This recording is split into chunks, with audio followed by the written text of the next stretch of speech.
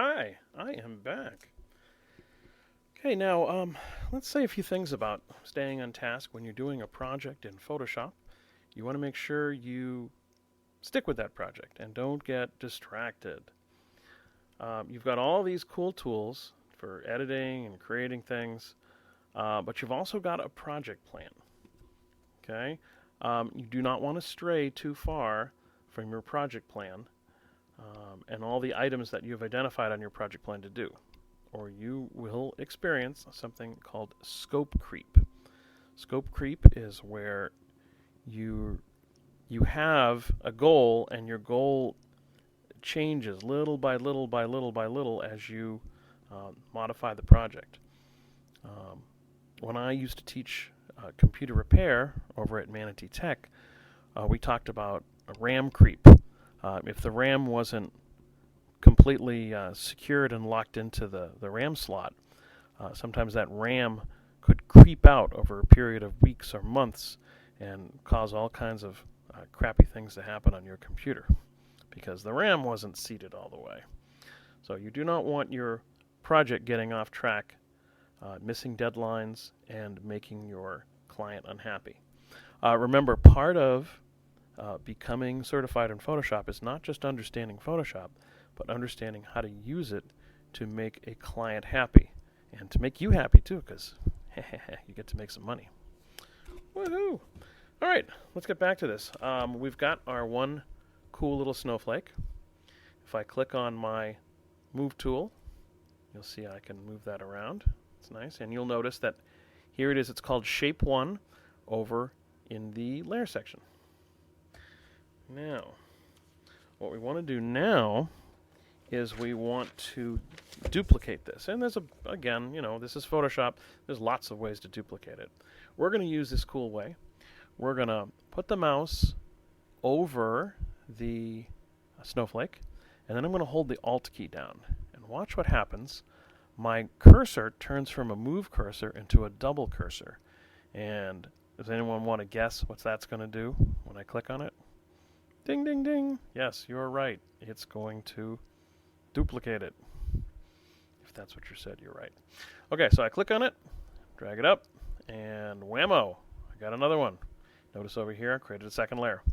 All right, hold it down again, hold Alt down again, grab this, move it over, bam, I got a third one. Hold the Alt key down, click on it again, move it over again, whammo, I've got a fourth one. Hooray! I just made 4 of these little guys. Now, they are in 4 separate layers, so they are kind of a pain to deal with. If I've got my move tool on and I want to move this guy, look what happens. Oh, that's right. I'm on this layer. Oh, I'll go over here. Okay, and I'll move. Oh my gosh, it's this one I have now.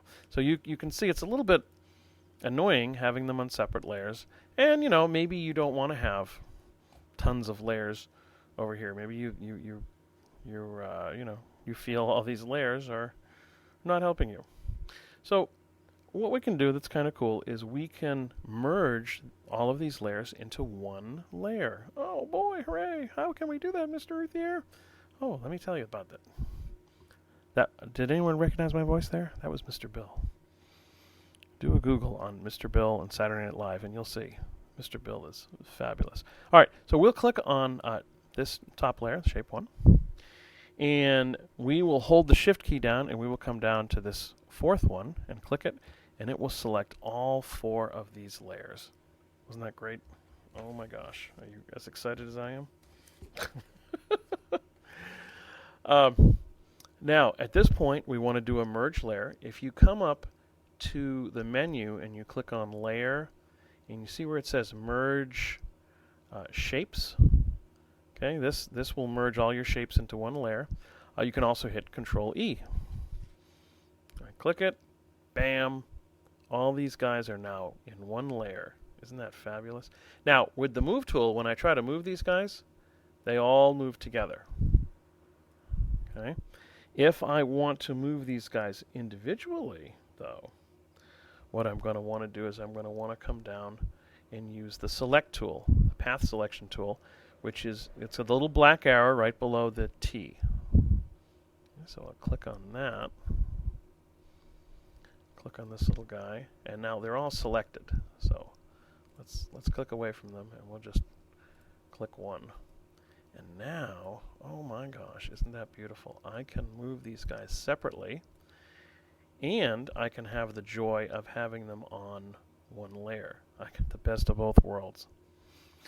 Now, we want to decorate this using principles of design that we've learned about.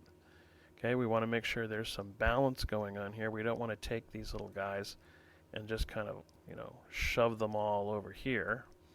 Okay, there's no balance going on there. We want to make sure there's white space between them. Okay, that looks dumb. So give them some white space. Give it a little balance. Put a few over here. Put a few over here. Okay, so there's a little balance thing going on. Don't put them too far away from each other.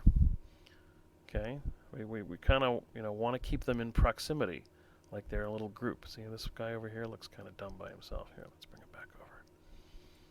Okay, so try to remember these principles of design that we have talked about in class. Maybe I should, in one of my future videos, go over all of those principles of design, just as kind of a reminder for you. Cool. One other thing we should do is they're a little bit boring having all these things the same size. So let's transform these. Let's change the size. And the way we do that is absolutely got to be my favorite tool is the free transform. And I don't know why that's not one of the normal icons over here. But let's click on one of these. And again, I'm using my path selection tool. And then we're going to use free transform. If you go to edit, free transform path, and notice it is Control T, so you can do Control T, or you can click there, and now I get this cute little box, and now I can change the size of this. Okay. Now, one caveat I will give you is I absolutely hate it when things are out of proportion. Notice that these are basically, they're not circles, but they have the same proportions as if they were in a circle or in a square. If you grab these things and just kind of randomly move them around, they're going to look like looking in a circus mirror where you're too short or you're too fat or you're too tall and skinny. It puts you out of proportion.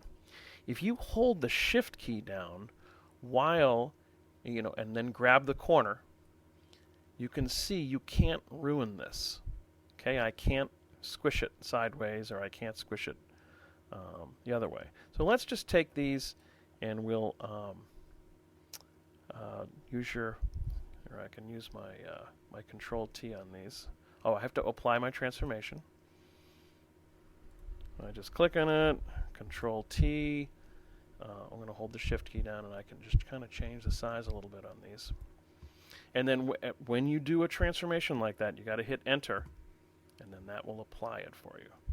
Okay, so I'll click over here, Control T that one. Maybe I'll make this one a tiny bit larger. Hit Enter. Click on this one, and maybe I'll leave that the same size. So it just gives it a tiny bit of variety when you do something like that. Okay, and very nice. Hit the Escape key, and now we've got some nice objects here. Remember, we have a theme that we're following. This is obviously a winter theme, and so we've got snowflake images and snowflake vectors and all kinds of cool things going on, all reminding us of the snow and that people want to go skiing. Okay, when you're done resizing those, we'll save, and good job, and come back again in a few minutes.